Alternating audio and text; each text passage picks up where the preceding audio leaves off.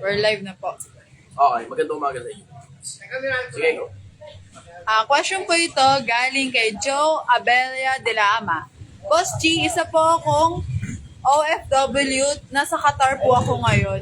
Ano pong dapat kong gawin? Yung pinsan ko po kasi ni-scam ako na mahigit 100,000 at ginamit po ito sa pagsusugal at pinangako na sa akin gagamitin niya para sa business at business partner po kami dalawa. Ngayon po, lahat po ng ipon ko ay nasa sa kanya. Ano pong dapat kong gawin? Papakulong ko po ba siya o hayaan ko na lang at papatawarin dahil kapamilya naman po? Hindi dahil ka pamilya, pinapatawad ninyo ang mga tao. Pero Pilipinas, alam niyo naman na napakahirap ng putang inang justice system dito. Pag mga ganyang 100,000 lang, 200,000 lang, small claims court lang yan. Small claims court. Kailangan nandito ka physically para mag-asikaso sa small claims court. Kukuha ka abogado, kailangan SPA, matrabaho yan. Pilipinas, wag mong tangahan, wag mong bobohan. Pag ang isang tao nag-o-offer sa'yo ng putang inang negosyo na nasa kabilang bansa ka, wag mong tatanggapin. Panginoon Pilipinas, wag mong tangahan, wag mong bobohan. Napakadali ng konsepto. Pag alam mo na wala ka doon para magnegosyo at wala kang malay sa pagninegosyo, wag mo ibibigay ang pera mo kahit kanino para business partner sa isa pang putang inang wala ring malay sa pagninegosyo dahil lang kamag-anak mo. Pilipinas, wag mong tangahan, wag mong bobohan. Putang ina, ang tinting katangahan yan. Hindi mo na mababawi yung pera, didiretsuhin kita. Hindi mo na mababawi yung pera. I-small claims court mo yan, may konting pag-asa. Konting pag-asa. Konting pag-asa. Pero mas madali pa na gumawa ka na lang ng bagong pera kaysa putang ina singilin po pa. Yung putang ina hindi mo naman alam kung may pera pa ba o wala na. Wala na yung pera na yan, didiretsuhin kita. Pagka subgarol ang tao, umutang sa'yo o nakipag-business partner sa'yo, tangin at diretso, wala na yung pera na yan. Wala na yan. Huwag ka nang umasang maililitaw pa niyan yung pera mo. Ubus na yan, sunog na yan. Mas madali na lang gumawa ng bagong pera. Next time, wag mo na lang tangahan. Kung gusto mong mag-habol, welcome ka. Pag uwi mo ng Pilipinas, small claims court. Punta ka lang ng munisipyo. Pero overall, mas madali pang gumawa ng bagong pera kaysa maningil sa mga putang inang yan. Tinangahan nyo eh. Huwag nyo kakalimutan Pilipinas, napakasimple ng konsepto. Pag ang pera mo, inabot mo sa kamay ng iba, huwag ka nang umasang babalik pa yan. Huwag ka nang umasang babalik pa yan. Ganun kasimple. Next question. Tanong naman po ito galing kay Gabriel. Boss G, question lang po, ano pong masasabi nyo kapag ang magulang ay ginahasa ng kapwa mo kamag-anak at ang anak din ay ginahasa ng kinakasama ng magulang na yun? Ano pong dapat pong gawin doon? Pakulong mo, tapos pa-psychiatry mo yung bata. Kasi may emotional damage sa bata. May psychological damage dyan. Pa-psychiatry mo yung bata, tapos pakulong mo yung tao. Hindi ganun kakomplikado yan. Pilipinas, pakinabangan ninyo ang justice system. Oo, it will take some time. Pero mapapakinabangan mo yan. Pero hindi naman pwedeng tumigil na lang doon ang buhay. You have to move forward in life. Minsan, kailangan mo ng psychiatric help. Yun ang sagot ko. Next question. Tanong naman po ito ni Yui ko. Boss G, question lang po, ask ko lang kung dapat ba isang babae lang ba dapat ang minamahal? I will go dun sa perspective ng masakit kasi sa ulo pag masyadong madami. Ganun na lang. Masakit sa ulo pag masyadong marami. Dadamihan mo yung babaeng minamahal mo, tapos lahat ng mga babae na yun, kinakantot mo. Masakit sa ulo yan. Diretsuhin lang kita. Pero kung maraming mahal mo, puro babae, tapos yung mga yan, mga kaibigan, halo-halo mga kaibigan, kamag-anak, o kung sino-sino pa, mga kapwa-tao mo, ayos lang yun. Pero kung ang mahal mo, marami, tapos lahat yun, puta, inasawa mo, tangina, sakit sa ulo yan. Diretsuhin lang kita, isipin mo yung tantrums ng isang piraso lang, i-times 2 mo, i-times 3 mo, nakadepende kung ilan yung trip mo. Daming tantrums yan. Tangina, paigil sa mga ulat yan. Brother, pakaso yung ako. Oo, ulitin ko, pag naka-live ako, paalaga kami sa tubig, ilis. Sige. Next question. Tanong po ito ni sabi ni Sabi po ni Wardex Morningstar, Boss, reality check tayo. Kahit bali-balik ka rin nyo man, di nyo mababago ang isip ng tao. Reality check lang, mas ginagamit yung pangangkabobohan ng mga tao eh. Ha ha ha. Reality check din tayo. Hindi naman ako interesadong balik na rin yung impression mo sa akin eh. Reality check tayo. Sino ka nga uli? Nakakalimutan mo yata hindi ka kilala. Nakakalimutan mo rin at the same time na wala kang pangalan, na malamang kung hindi fake account, lock profile yan. Tingnan mo yung account. Kung hindi fake account, lock profile yung gamit mo. Nakakalimutan mo rin yata na wala kang credibility at nakakalimutan mo rin yata na isa ka lang sa mga commenter sa sobrang dami ng mga commenter dyan. At reality check lang tayo ha, reality check lang tayo. Pag nagpa-type ako ng yes doon sa mga taong nagbago ang buhay dahil sa mga bagay na pinagtuturo ko sa internet, baka malula ka. Reality check lang tayo. Nakalimutan niya yata tumingin sa salamin na wala siyang laman. Nakalimutan niya tumingin sa salamin na hindi siya kilalang tao. Nakalimutan niya rin tumingin sa salamin na wala siyang credibility kung sino man niya. Yung next question. Reality check, nakalimutan niyang tumingin sa salamin. Nakalimutan, tangina. Okay, go. Tanong po ito galing kay Nick Fuentes na nagbigay ng 10 stars. Salamat sa masarap na sinigang kanina, sir. Nag-take out ako for lunch bukas. Hehehe. Oo, tumatagal talaga yung sinigang. Alam mo, hindi ko nga alam, merong weirdong konsepto sa sinigang. Naalala ko ng mga panahon na nagsisinigang kami dun sa bahay. Pag kinabukasan yung sinigang, basta babad lang nandun yung yung sili, yung kamatis, at saka yung sibuyas. Lagay mo sa ref, paglabas mo kinabukasan, puta, ang sarap ng sinigang. Oh, mas masarap siya kaysa nung bagong luto. Hindi ko alam kung dun ba sa fermentation process, o dun sa lumalabas yung juices ng kung ano man yung mga nakababad dun sa tubig. Gano'n. Hindi ko sigurado eh. Sige, next question. Pero sigurado ako, mas masarap yan bukas kaysa ngayon. Tanong naman po ito galing kay, hindi pala tanong, sabi ni Nathaniel Ofredo, good evening sir, ingat po kayo palagi, good health po sa inyo, kasampu ng iyong kasamaan dahil po sa inyo nagbago ang buhay ko. O, tinan mo, ayan ang reality check. Asan ngayon si reality check? Ikaw, ilan yun na pagbago mong buhay ng kapwa-tao mo? Reality check lang tayo. Tangina, may mga tao talaga, pakiramdam talaga nila, yung opinion nila ultimate eh. No? Yung kung ano lang yung unang pumasok sa utak nila, akala nila yun ang agad ng totoo. Tapos yun ang tawag nila reality check. Yun din ang tawag nila real talk, tangina solid. Without considering na yung perspective nila, hindi yun ang perspective ng iba. Nalilito sila, akala nila pag may perspective sila, may opinion sila, akala nila ultimate na kagad yun, tapos wala na talagang tatalo ron, akala nila real talk na kagad ang tawag doon. Without considering na hindi mo pa nga naibabanggayan sa reality na sobrang daming tao para masabi mo real talk yan eh. May mga tao talaga delusional eh. Yung akala nila, supremo sila ng hook balahap. Na parang ultimate lahat ng sasabihin nila. Where in the first place, wala naman laman ng resume yung mga yan. Sige, next question. Tanong naman po ito galing kay Bernard Joseph Lavinia. Paano mo malalaman kung para saan ka talagang field? In the first place, wala naman talagang konseptong para saan ka ba talagang field eh. There's no such thing. You can be good at anything. Pwede kang maging magaling sa kahit na anong bagay na pipiliin mo. Pero you have to consider yourself kung alin ba talaga dun, yung talaga may malaking interest ka. Kasi yung konsepto ng interest, nakakapagpa-boost yan ng konsepto ng potential. So lahat ng tao may kanya-kanyang potential, di ba? Pero yung interest, nakakapagpa-boost yan ng konsepto ng potential. Paano nangyari? Pag magaling ka sa mathematics, ang malamang na magiging successful ka na pipiliin mong mga field, kung hindi mag-engineer ka, mag-architect ka, o something na may kinalaman sa mathematics, chemist, something to that effect, di ba? Pag magaling ka naman sa language, magaling ka sa grammar, pwede kang mag-newscaster, pwede kang mass journalism, di ba? At everything else in between. Pwede kang mag-teacher, di ba? Kasi alam mo alam mo makakausad ka dun sa mga professional. Kasi unang-una, alam mo, kilala mo sa sarili mo na magaling ka dun sa field na yun, plus gusto mo din.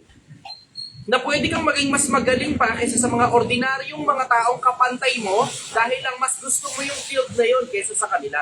Kasi may mga iba napilitan lang dahil sa magulang eh. May mga iba naman dahil, may mga kaklase nila doon pumunta sa field na yun, gano'n. Yun ang dahilan kung bakit may mga tao nagsisikuhan ng mga field na hindi talaga nila gusto. Kasi tsumamba lang talaga kasi hindi pa nila nakikita kung saan pa talaga yung magaling sila. Buti nga ngayon may NSAT na eh, kung NSAT man natawag yun. NCAI, sorry. And ano? NCAI. Yung exam para malaman mo kung saan ka ba nag-e-excel. Yung exam para malaman mo kung saan ka ba nag-e-excel. Ang ganda-ganda ng konsepto na yun. Oo, hindi nga 100% accurate yun. Ando na tayo. Pero at least at the very minimal, alam mo kung saan ka nag-e-excel. Nagkakatalo na lang kung yun bang bagay na nag-e-excel ka, gusto mo rin at the same time, yun surefire, perfect combination yung dalawa na yun. Yun ang sabi ko rin. Tanong naman po ito galing kay Joseph. What do you think about the afterlife, bro? Do you believe in purgatory? Do you believe in life after love? Hindi ako naniniwala sa purgatorio kasi basahin mo buong Biblia, wala akong nabasa salitang purgatorio sa Biblia. Kahit nga si Rizal, very credible individual si Rizal, pambansang bayani natin, kinikilala ng maraming iba't ibang mga bansa. Binasa niya buong Biblia, wala raw banggit si Kristo o si Moises tungkol sa purgatorio. Imposible naman na hindi niya nabasa ang libro katoliko.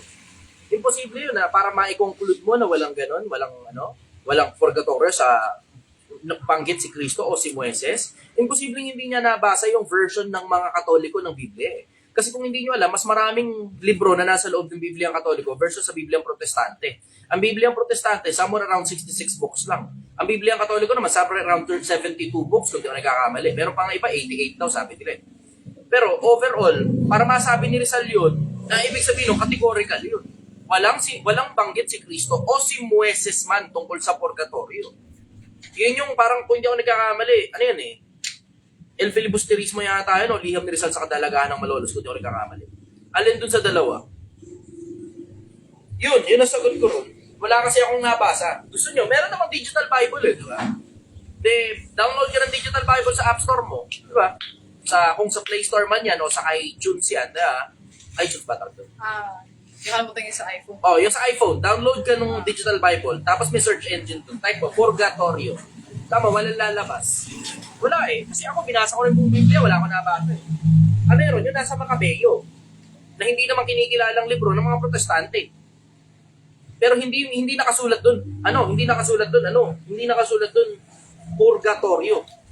Yung konsepto, somewhere around doon sa konsepto na parang ipinagdadasal ang patay. Parang gano'n ang tunog. Pero hindi purgatorio. Yun ang sagot ko. Next question. Tanong po ito galing kay Yowa. Boss T, yung kamay po ba kamay ng Diyos, yun po ba yung tinatawag na purgatory? Yung nasa hob, hindi yun. Hindi yun. Nasa kamay niya ang kaluluwa ng bawat bagay na may buhay, diba? At ang hininga ng lahat ng tao. Alam mo, hindi yan literal na kamay ng Diyos. Sigurado ako, hindi yan literal na kamay ng Diyos. Sisipin mo, ikaw ang Diyos, hahawakan mo lang ba ng ganyan? Dito lahat ng mga patay. Diba, hindi literal yan. Nasa kamay niya. Ibig sabihin, nasa control niya. Siya ang in charge ng buhay. Hindi mo naman papamalian yan Siya talaga in charge ng buhay di ba? Kasi sabi mo, Chester, hindi ka ba nag-i-interpret nun? Hindi. Pwede mo rin sabihin, oo. Either way works. Diba? Kasi alam mo naman sa Biblia ang ibig sabihin ng kamay sa Biblia, in general perspective talaga, paggawa. Parang katulad nung si Moises inilabas yung Israel sa bondage ng Ehipto. Inilabas daw ng may unat na kamay. Nakasulat yun, literal. Oo, nakasulat kasi nakaletra talaga. Inilabas si Israel dun sa Ehipto, unat na bisig ang tawag. Unat na bisig, ano yun? Nakaganon si Moises. Habang naglalakad sila, tara, labas na tayo dito. Nakaganon. Buong magyapon nakaganon. Hindi ganon. Yung konsepto ng kamay sa Biblia, paggawa. Kaya nga sabi sa Biblia, putulin mo, itapon mo. Mga kamay mo, nakakapagpatisod sa'yo, putulin mo, itapon mo. Hindi yung literal na puputulin mo talaga yung kamay mo. Pero yung gawang masama, tatanggalin mo. Ganun din yung konsepto ng nakiho, nasa paggawa ng Diyos, nasa kapangyarihan ng Diyos. Yung ibig sabihin ng kamay dun, yung kamay, nasa kamay niya ang lahat ng bagay na may buhay at ang hininga ng lahat ng mga tao. Nasa kamay niya. Pero hindi purgatorio yun. Maling interpretation yun. Ang pinakamalapit na interpretation, nasa control ng Diyos. Kasi yung kamay kasi, it denotes something to the interpretation ng paggawa o paghawak o control at the same time. Diba? Hindi mo mapapasubalian yun. Pero to conclude that it is a physical place or a spiritual place kung saan inilalagay ng Diyos yung mga patay, baka mamali ka dun. Wala na sa hulog yan, wala na sa lugar yan. Kasi tingnan mo, wala kang mababasang salitang purgatorio sa Biblia. Iisipin mo yung konsepto. Kung doon pala nilalagay ng Diyos lahat ng mga patay, ba't naman hindi pinangalan ng purgatorio yan sa Biblia? Ba't walang ganun? Ba't wala? Kasi kung Diyos ang kung sa Diyos galing yung konsepto, meron yan. Kasi tignan mo, yung salitang iglesia nga, nakasulat sa Biblia Kaya iglesia na Kristo yan, o iglesia ng Diyos yan, o iglesia sa Judea, iglesia sa Samaria, iglesia ng mga Hudyo, iglesia sa ilang. Yung salitang iglesia nakasulat sa Biblia Yung salitang relihiyon nakasulat din sa Biblia. Sa dami ng mga bagay na pinasulat ng Diyos, hindi kasamang ipinasulat ang purgatorio. Pinasulat ang langit, pinasulat ang impyerno. May detalye tungkol sa impyerno, may detalye tungkol sa langit. Salitang langit, salitang impyerno nakasulat sa Biblia. May mga detalye pa. Pero yung purgatorio, nakalimutan talaga ng Diyos ipasulat. Ganun ba yun? Yung iba ganun kung mag-interpret gagawin nila, hahanapin nila ngayon yung description na pinakamalapit dun sa konseptong nasa isip nila. Ganun yung iba eh.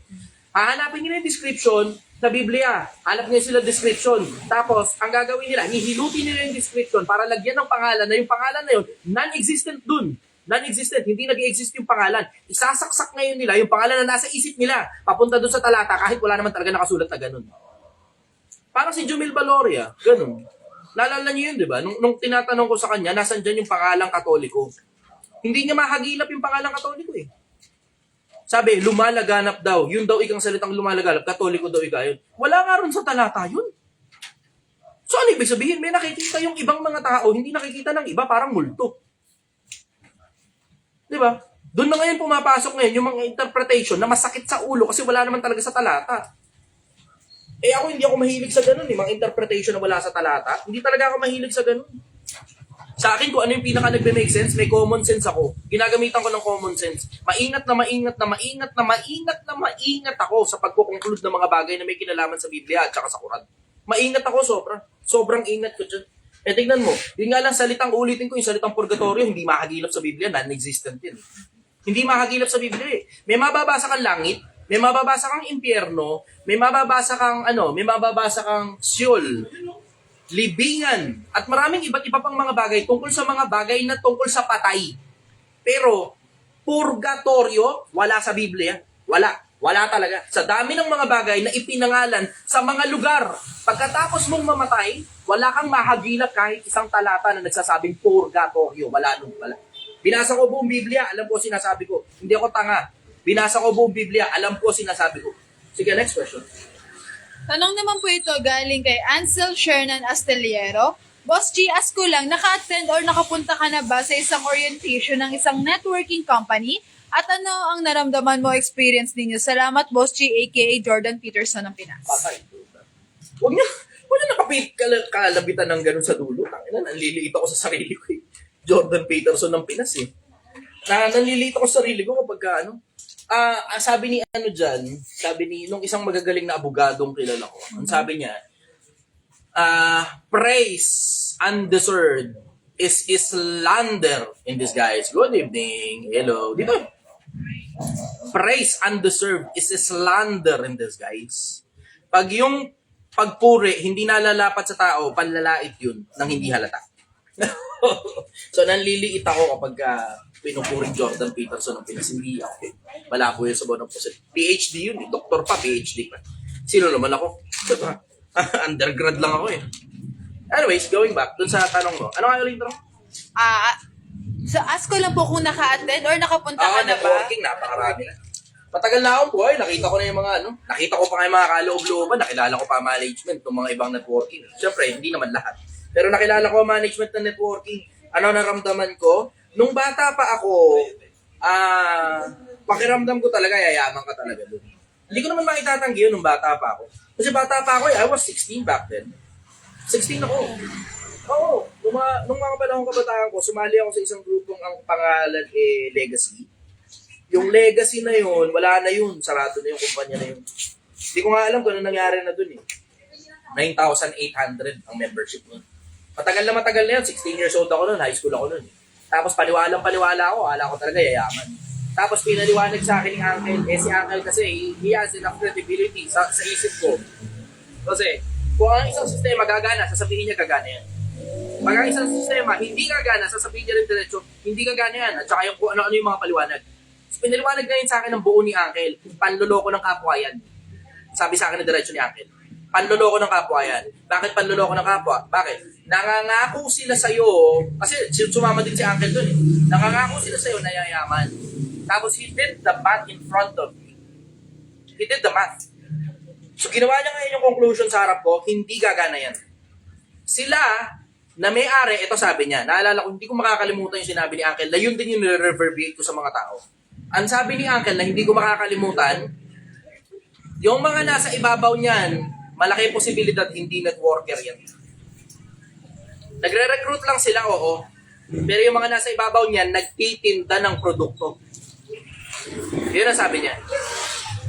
Ang mga yumayaman dyan, yung nagtitinda ng produkto, hindi yung mga nag-i-invite. Bakit? Diretso eh. Ang sabi ni Uncle doon, hindi ko rin makakalimutan eh. Kada tinda ng produkto, may tubo sila. Ikaw naman, kada invite mo, walang assurance na makakakuha ka kagad. Kasi A and B pa. E paano kung puro strong leg lang? E di ang laki ngayon ng waiting mo. Diba? Ganun yung konsepto. Na oo, sige, sasabihin nila sa'yo, payaman. At tapos, eventually, paglipas ng mga panahon, namatay si Uncle. Tapos, hindi ko rin makakalimutan na nakakilala ako. Hindi naman napasok, pero nakakilala ako ng marami pang networker. At recently lang, meron akong pinasok na isang networking. Sabi ko, hindi talaga mali si Uncle. Just to understand the entire figure, just to understand the entire system, para maintindihan yung buong sistema, pumasok ako sa isa pa with clear intention. Just to put that on the table, I had clear intentions. Malinis yung intention ko. Gusto ko lang talagang maintindihan kung paano gumagana ang sistema sa loob. And I was not wrong. I was not wrong. Hindi ako mali. Mula noon hanggang ngayon, ang target pa rin nila kabataan. Mula noon hanggang ngayon, ang target pa rin nila, yun pa rin mismong mga produkto maidispatcha. Mula noon hanggang ngayon, ang target pa rin nila, maipaunawa na yayaman ka kahit hindi naman totoo. Mula noon hanggang ngayon, Nikon, home appliances. Mula noon hanggang ngayon, parehas lang. Parehas lang ang konsepto ng network. Parehas lang. You are welcome to disprove my claim, pero bahala ka na. Bahala ka sa ano mo, bahala ka sa sarili mong platform para patunayan hindi naman totoo yung claim ko. Pakita niyo yung mga yumaman, di ba? Pakita niyo naman ang bank account nila. Kasi yung iba dyan, diretso, straight out, ha? Panluloko na lang talaga ng kapwa, eh. Ang ginagawa ng ibang mga networking, although hindi lahat, kasi hindi naman kasi lahat may kapasidad na katulad nito, eh.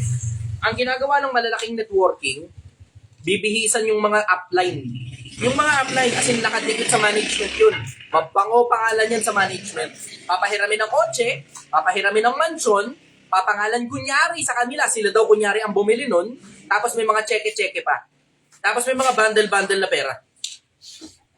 Ang totoo nun, galing sa management yun eh. Kasi totoo naman talagang yumayaman talaga ang may-ari ng networking. Pero yung mga downline, tangina straight out, kahit ano pang milyon-milyon yung ipakita nyo sa akin sa papel, hindi nyo maipapakita yan sa mga bank account ninyo. Mana pa, ito worse. Yung pera nanggaling pala sa iba, nakalagay sa bank account nyo. Kaya nga sabi ko sa inyo, pag may nagpapanggap na networker at mayaman daw siya at yumaman daw siya sa networking, tignan nyo baka may ibang negosyo yan. Pero ito worse. Tignan nyo yung ORCR kung kanila ba nakapangalan o dun sa kumpanya. Putang ina. Huwag tayo maglokohan, Pilipinas. Huwag tayo maglokohan. Hindi talaga ako pabor sa networking. Kung ikaw yung may-ari, sigurado paldo ka dyan. Pero kailangan mo munang manloko ng maraming kapwa-tao. Ako, mas pabor pa ako sa direct selling. Gusto niyo ng diretso? Mas pabor pa ako sa direct selling. Na okay, sige, halika kayo mga gustong magbenta ng produkto namin. Lahat ng mabibenta nyong produkto, may komisyon kayo. Yun, kaliwaan. Kaliwaan yung komisyonan talaga. Mabenta mo yung produkto nila, may komisyon ka. Yun, okay pa sa akin yun eh. Pero yung sistema ng A and B na yan, tas yayaman, putang ina. Putang ina. Napakarami na akong pinanggalingan na ganyan. Napakarami na. Next question. Tanong po ito ni Bernard Joseph Lavinia. Sino ba dapat yung taong dapat mong pakinggan at pagkatiwalaan at hindi mo dapat pakinggan at iwasan? Ito. Maganda yung tanong. Ang sabi sa Biblia, huwag kayong padaya. Bakit? Kasi nakakadugas nga eh. Ang masasamang kasama, sumisira ng magagandang ugali. Ang masasamang kasama, sumisira ng magagandang ugali. Tignan mo yung kabuuan ng tao. Pag puro masasama ang nasa isip, meron lang isa, 2 pirasong punto, layuan mo yan. Pag yung tao naman, puro magaganda ang nasa isip, katinuan, meron lang isa, 2 pirasong sablay, yan ngayon ang digitan mo. Ganun ako tumitingin overall. Yung overall ng tao. Maraming halimbawa sa internet ng mga taong alam nyong hindi nyo dapat dikitan. Pero ang mga tao bulag, ang nakikita, 1, 2 pirasong tamang ginawa lang. Ganun lang. 1, 2 pirasong tamang ginawa. Pero yung overall, nakabuuan ng tao, may diferensya talaga. I know. Alam ko. Bakit? Tangina, alam ko kung ano itsura ng masasamang kasama eh. Galing ako ron eh. Alam ko kung ano itsura ng masasamang kasama. Yan yung mga taong, oo, sige, may loyalty, blah, blah. Diba? May love, blah, blah. May respect, blah, blah. Pero tignan mo yung kabuuan ng pagkatao. Kabuuan ng pagkatao. Ano ba nagiging epekto sa mga kapwa-tao? Doon mo makikita eh. Makikita mo yun sa epekto. Sa ginagawa, lumalabas sa bibig. Sa kasaganaan ng puso, nagsasalita ang bibig niya. Hindi mo maayaalis yan. Hindi mo maayaalis yan. Tignan mo ang epekto. Yung mga kasama ba nila, tumitino o sumasama? Lalo bang nagtatapat sa isang babae o nagpaparami ng babae? Mabuti ba yung pinagkakakitaan o masama? Nanloloko ba ng kapwa o nagtatapat? Doon mo makikita eh. Overall eh. Tignan mo yung overall. Ano yung overall?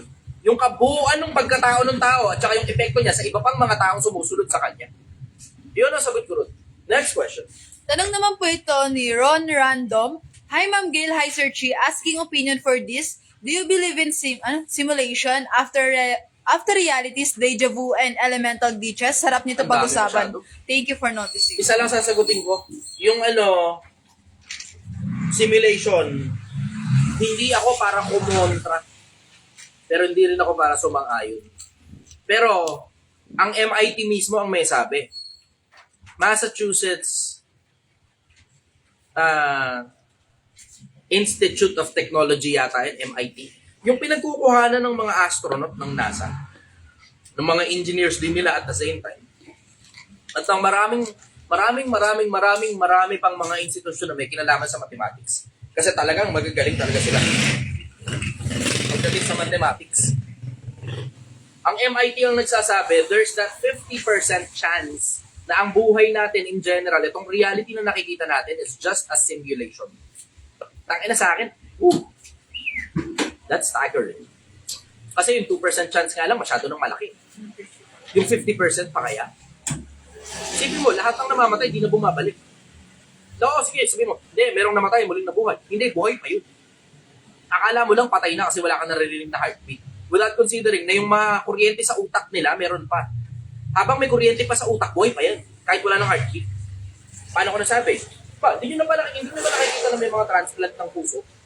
Oh, anong ibig sabihin? May mga panahon doon, sumasaglit yan, tumitigil yan. Transplant ng puso. Tapos, isa pang magandang pruweba dyan, di nyo nakita yung mga delayed defibrillator, tigil na puso ng mga yun eh. Pero napapabalik nila uli. So ano ibig sabihin? Hindi pa patay yun, tumigil lang yung puso. Sabi nga ng mga scientifico, it will take somewhere close to 10, parang 20 minutes yata na buhay pa yung utak kahit tumigil na yung puso sa pag-pump ng dugo. Yun nga isa sa mga dahilan kung bakit tinanggal nila yung anong tawag doon? Yung sinachap yung ulo. Yung isa ron sa, guillotine? Guillotine kung di ako nagkakamali. Guillotine. Yes po. Guillotine, parang gano'n. Yung sinachap yung ulo, tapos yun yung parang capital punishment. Nalalagay yung ulo mo sa kahoy na ganyan, tapos nakaganon yung kamay mo, tapos chachapin yung ulo mo. Oh, kaya nila tinigil yun. Kasi turns out, tangina pag-chop ng ulo, buhay pa pala yung ulo na yun for about parang 10 minutes, gano'n. Buhay pa yung ulo. Kaya nila tinigil yun. Kasi hindi daw humane na practice.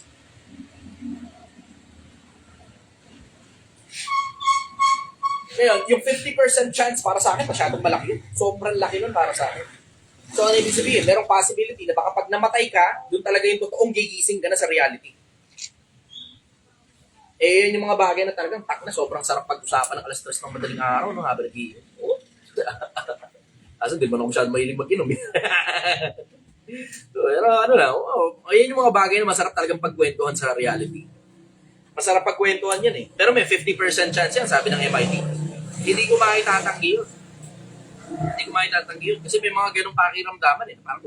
Parang nangyari na to. Yeah. Deja vu. Deja vu. Hindi rin maipaliwanag yung mga scientifico yung deja vu na yan eh. Hindi rin eh. Parang, nangyari na yung kutsara nakalagay dyan sa kwarto, hindi sa kusina. Paano napunta sa kwarto? Hindi ko alam. Basta parang nangyari na to. Nangyari sa akin yun eh. Nasa kwarto yung kutsara. Tapos may hinahanap na kutsilyo, nasa loob ng ref.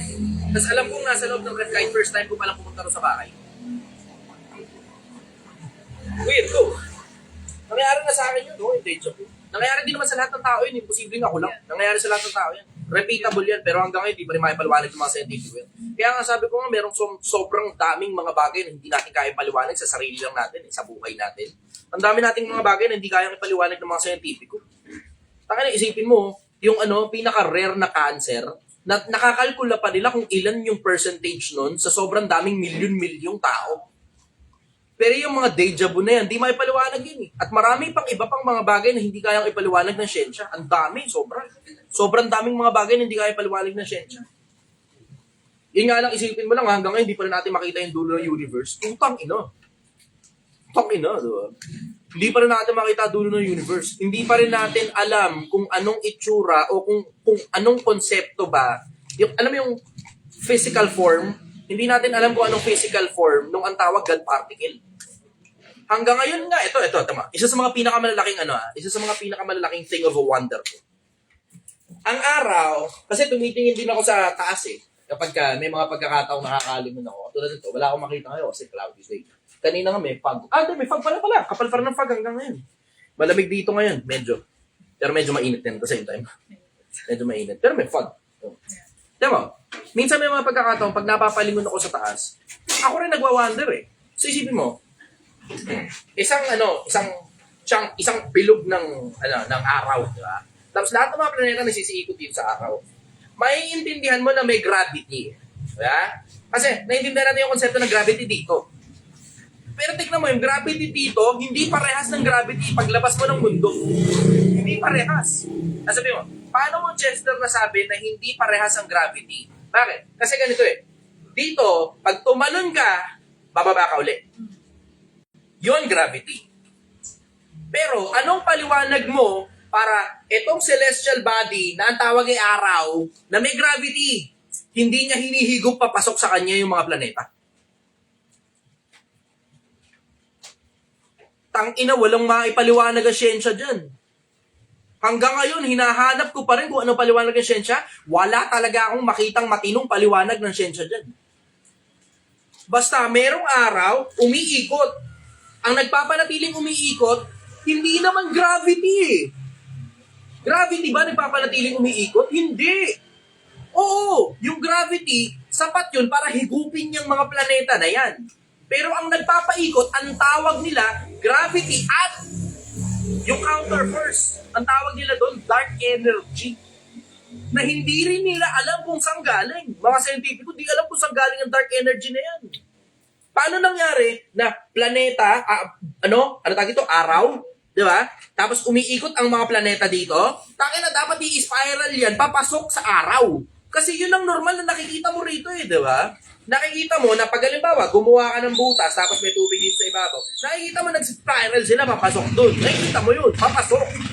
Nakikita mo rin yung siguro sa SM, nakapunta ka na ron, di ba? Pag naghulog ka ng barya doon sa pag ganon, di ba? Hulog ka ng barya, tapos iikot yun na pag ganon. Yung parang donation, ganon, tapos piso-piso. Iikot na ganon. Tapos uhulog pa rin sa butas. Yun ang gravity. Ang gravity, hinahatak ka papasok dun sa bagay na may gravity. Yun ang gravity. Pero ano yung counter force dun para hindi higupin yung mga planeta papunta sa araw? Ang tawag, dark energy. Putang ng dark energy yan. Hanggang hindi pa rin makipaliwanag ng mga scientific o saan galing yung dark energy na yan. Ito yung araw, ito yung planeta. Hindi pumupunta rito. So may humahatak pa kabila. Asan yun? Asan yun? Sa lawak ng universo, hindi pa rin natin makita kung nasan yung humahatak pa kabila. Para manatili yan for thousands and millions and billions of years na paikot-ikot lang na hindi hinihigop ng araw. Putang ina! Ako mind-blown ako ron eh. Anong tawag dun sa energy na yun? Dark energy. Okay, ano definition of dark energy? Putang ina, walang paliwanag kung saan galing. Fuck! Walang paliwanag kung saan galing! Saan galing ang putang ng dark energy na yan? Hindi ko alam. Ang daming bagay na hindi kaya ipaliwanag ng putang inang siyensya. Ang daming bagay na hindi kaya ipaliwanag ng siyensya. Wala ngayon akong makitang resolution. Ang resolution lang kaisa-isa para malaman ko kung ano sagot dyan, kailangan kong tumawid sa kabilang buhay para makita ko kung ano itsura doon. Tangina ngayon, nakikita nyo lang kung paano tumatakbo utak ko. Ngayon, naiintindihan nyo na kung paano tumatakbo utak ko. Sipin mo ngayon yung may fog. Big ticket, puta, pumunta sa mukha ko. Diba, isipin mo yung konsepto na yun, ha? Isipin mo yung konsepto na yun, ha? Tangina, paano mo masasagot yung mga ganong tanong? Ang daming bagay na hindi nag-make sense sa akin dito sa buhay na to. Ba't kailangan natin matulog? Mga puno naman di kailangan. Buhay din Diba? naman ang puno. Bakit may mga tao natutulog? Bukas yung mata. Ano kaya nakikita ng pupil ng mata nila? Tangina, diba? Ganun-ganon mo. Ganun-ganon mo. Wala, hindi sila nagre-react. Ganon mo, hindi nagre-react. Tulog din. So ano ibig sabihin? Tangina, yung utak nila, hindi nang gagaling. Yung nakikita ng utak nila, galing sa mata, hindi galing sa mata, yung nakikita nila sa utak nila. Ang nakikita nilang reality sa utak nila habang tulog sila, gine-generate na rin sarili ng utak. Tapos hindi galing sa mata. Putang ina, mind blown ako ron. Mind blown ako ron. Yung nakikita ng utak mo, the perception of your reality pag tulog ka, hindi galing sa mata. Saan galing? Sa utak! So, ibig sabihin, there is a possibility na makakreate ka ng reality nang hindi mata yung gamit mong paningin. Putang ina! Mind blown ako ron, ha? Ewan ko, hindi kayo nag-iisip ng ganun? Ako na ba nag-iisip ng ganyan, Pilipinas? Oh, sila, diba? Ako namamangha ako sa mga ganung bagay. Ang daming bagay hindi kaya paliwanag ng mga scientifico. Isipin mo, bakit protein lang sa ngayon ang alam natin na primary building block of life? Bakit protein lang? Gano'n rin kasigurado na pag tumawid ka ngayon sa ibang mga planeta na nasa Goldilocks zone, protein pa rin yung makikita mo, ba't hindi ibang ano? Ba't hindi iba? Tapos, ba't hindi ka makagawa ng buhay galing sa mga bagay na walang buhay? Ito pa nakakamangha. Bagay na walang buhay, halimbawa bagay na walang buhay. Pasok mo ngayon sa katawan na may buhay. Putang ina, nahahawa sa buhay. Nagkakabuhay. Nagkakabuhay. Yung zinc, pasok mo sa katawan, tang-ina yung zinc. Nakaka-form ng parang ang tawag nila, ang tawag doon, white blood cells. Isipin mo yun, tang-ina. Paano nangyari yun? Walang buhay ang zinc. Bakal yun eh. Metal yan, metal. Diba?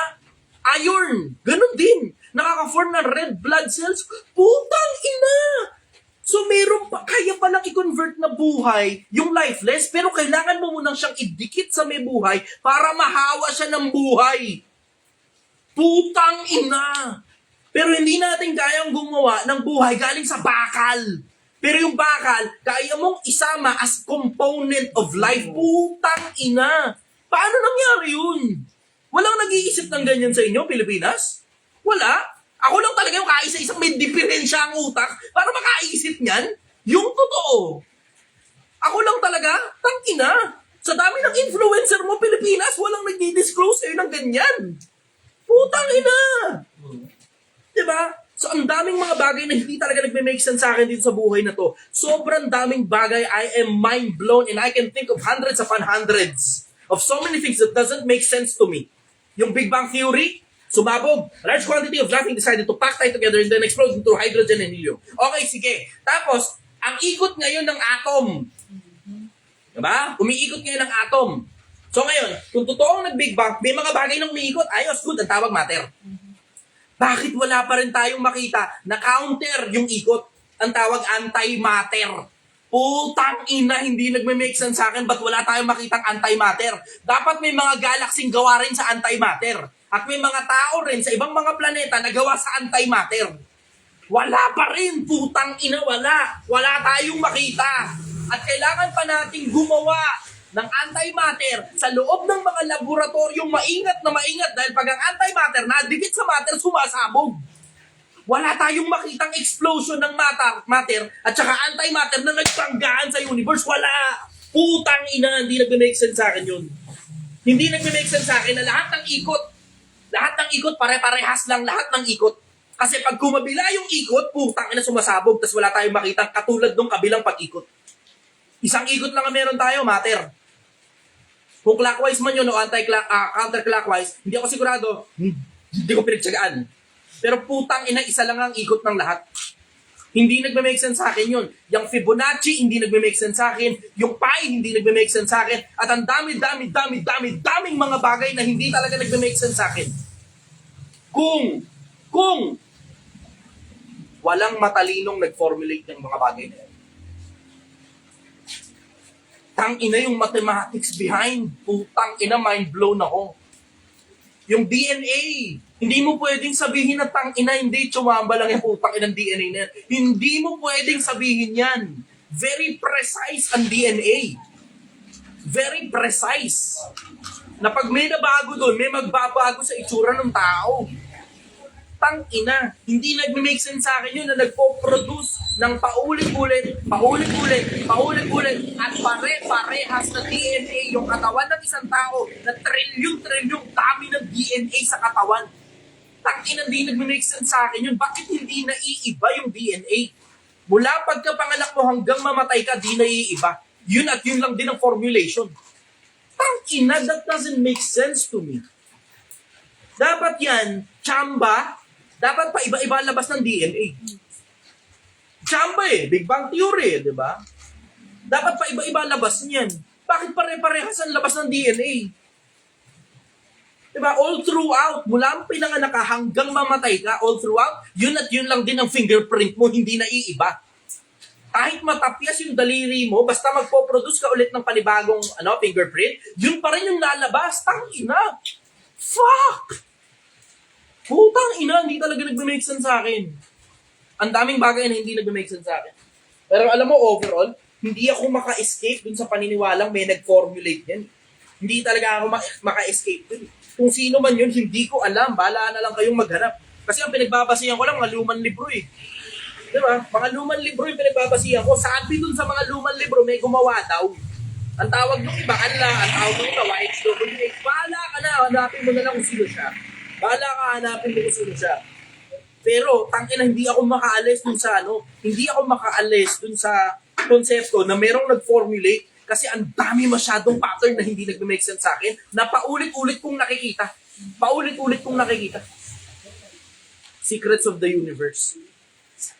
Secrets of the Universe. Tangina, walang nag-iisip yata ng ganyan sa mga influencer mo, Pilipinas. Ako lang yata parang si Raulo Tangina, Sino pang nagdi-discuss ng iba pang mga ganyan? Bukod sa akin, tsaka kay Garawi. Parang konti lang yata kami.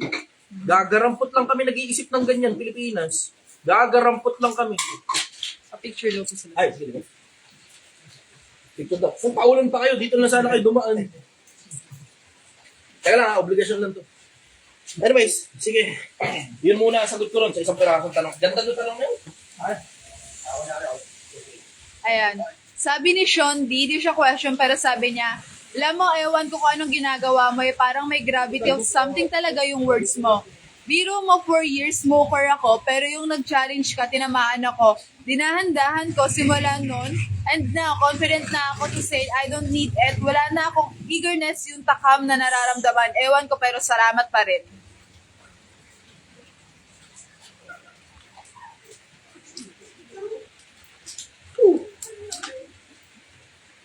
Isipin mo, addiction. Nababago. Alam mo, ako rin minsan mind-blown.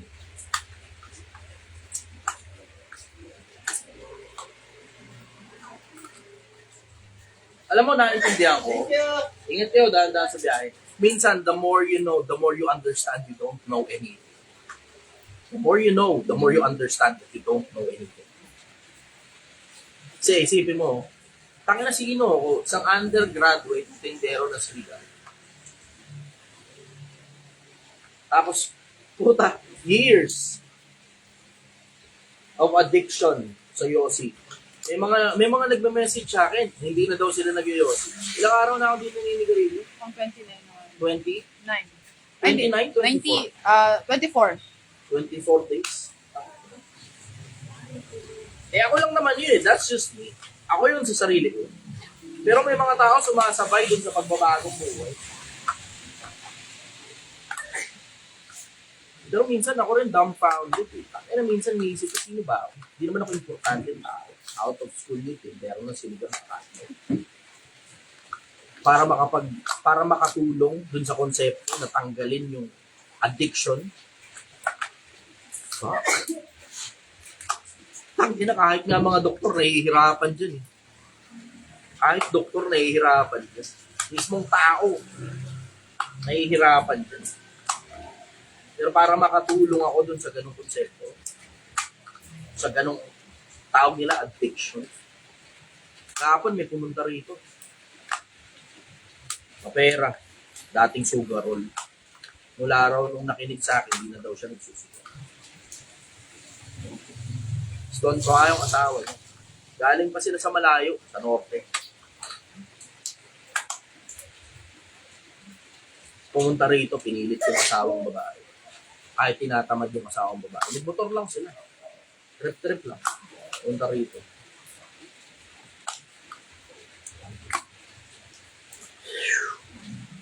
Ako rin, minsan, lazy lang. Siguro, ganun lang talaga eh. Kapag ang interest mo talaga yung kapwa-tao mo, hindi yung pera ng kapwa-tao mo.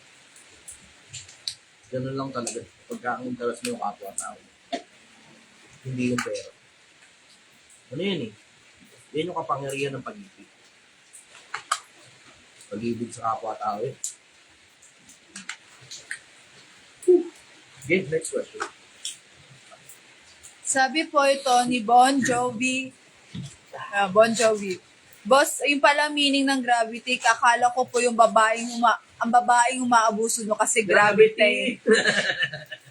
Gravity. Sige, go. Next question. Sabi po ito, tanong po ni Willie Cabrera Basco, ang patay ba idol, malalaman pa rin ba ang DNA kahit ito ay naging kalansay na? Meron pa rin mga patay na merong DNA. Pero merong sobrang tuyong-tuyo na talaga, wala na eh. Wala na trace ng DNA. Yung sobrang tuyong-tuyo na. Siguro yung mga kinremate na powderized. Siguro yun. Wala. Pero may mga iba, meron pa rin eh. Kasi kahit yung mga dinosaur nung unang panahon, nakakakuha pa rin sila ng mga DNA galing sa fossils ng mga dinosaur. So yun ang sagot ko rin. Meron ako nakita isang article na successfully nakapag-clone na daw sila ng isang pirasong dinosaur. Ay, oo, ako din. Nabasa Pero ko. syempre, dahil inilabas yun as official news, hindi mo naman alam kung gaano karaming dinosaur na talaga na-clone nila. Hindi mo alam gaano karaming dinosaur na yung na-clone nila. Kasi syempre, official news. Alam mo na, medyo late yan ang bagya kaysa dun sa actual na nangyayari. Yun ang sagot ko. Next question. Sabi ni Joel Saldivar, tagay muna check, inuman muna habang nanonood sa'yo. Para tagay tayo, tapos hindi Uy, pumunta sa malayo sa walang may pakir. Malalampasan mo rin ang lahat ng problema. Basta magagaposible pa. alam na rin niya. Oo, nakikinig din naman ako sa mga ganun kakasal mo. Sige, go next. Tanong po ito ni Benjamin Gervasio Hagong. Ano Pang pong... panahon ngayon, dami ko. Ayan. Sige, doon sa mga hahabol dito, para syempre nabasahan na rin lang naman kayo ng ulan. Mag-ano ako, siguro papa times 2 ako ng laman. Same price. Pa times 2. Benjamin Gervasio Hagong. Ano pong masasabi niyo sa nauuso ngayon na sinigang na corned beef? Nakita ko nga yun, siligang na orbit. Okay, ayos. Hindi ko pala titigman yun, pero okay naman siguro yun. Sige, lumimierdoan eh. Siyempre, mawimierdoan ka talaga, kago eh. Hindi ba na-atigin mo? Pero, minsan, kung sa amin, siligang na corned beef din naman kuminsan. Pag na-overcook, nagig-strip siya. Minsan, siligang na corned beef. Minsan, siligang na baka. Minsan, siligang na corned beef. Sige, go next question. Tanong po ito ni Kelvin Jamisolamin. Boss Chai Chester, ano pong stand niyo tungkol sa Freemason at Illuminati? Oo, meron nga raw interconnection yun with each other. Pero dalawang magkaibang grupo yan. Hindi ako makakasagot ng diretso kasi hindi ko naman alam kung ano eh. May mga konting ideya ako. Pero yung Illuminati, halos wala din dito sa Pilipinas. Nasa ibang bansa lang yun. Tsaka nagkaroon sila ng level ng infamosity na para bang sa demonyo. Although ang mason, meron din naman ganong conspiracy theory, I would say. Conspiracy theory lang naman. Pero overall, grupo yan ng mga powerful individuals. Let's just put it into that perspective. Ano muna tayo? Labas muna ng conspiracy theory. Grupo ng mga powerful individuals na I would say tumutulong sa mga tao in general. Kung ano man ang intention nila behind the scenes, dapat din na natin malalaman. Pero overall, alam mo rin naman na overall, tumutulong yung mga yan. Yung Illuminati, tumutulong para makapagpasikat ng mga tao. Diba? Ang Mason naman, in general, tumutulong sa mga dami ng mga charity meron sila. Diba? Pero, siguro, isa-separate ko yung association ng conspiracy theory versus reality. Kasi, sige, di ba? Maraming conspiracy theories. Pero conspiracy theories are one thing. Proving them in reality, that's a completely different story. So, yun ang sagot ko. Ang Masonry kasi, masyado nang matagal yan. Sabi nga nila, wala pa raw, parang panahon pa raw ni Solomon, meron ng Masonry. Sabi nila. Tapos meron din akong naririnig na parang sila daw yung pinakaunong, parang katulad ng Palawan Express dito na pera pa nila. Meron akong gano'n mga naririnig na si Rizal, parang isa yata sa mga Masonry. Tapos yung tatay ni Uncle, at saka hindi ko lang alam po si Uncle kasama. Tatay ni Uncle kasama sa Masonry. Stenographer kasi ni Quezon yun, masaka sa tao.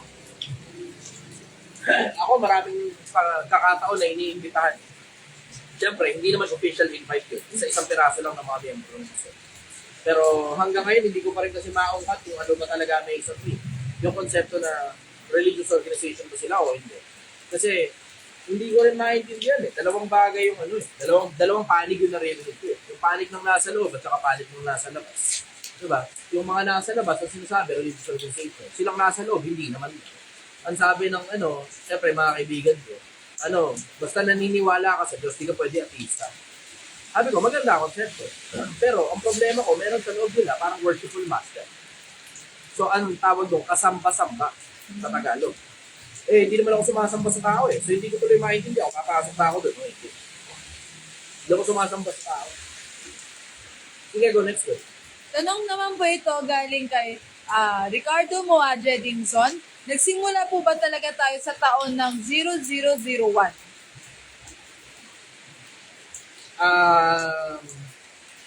Ang tinatanong mo kasi sa akin, malamang Roman calendar.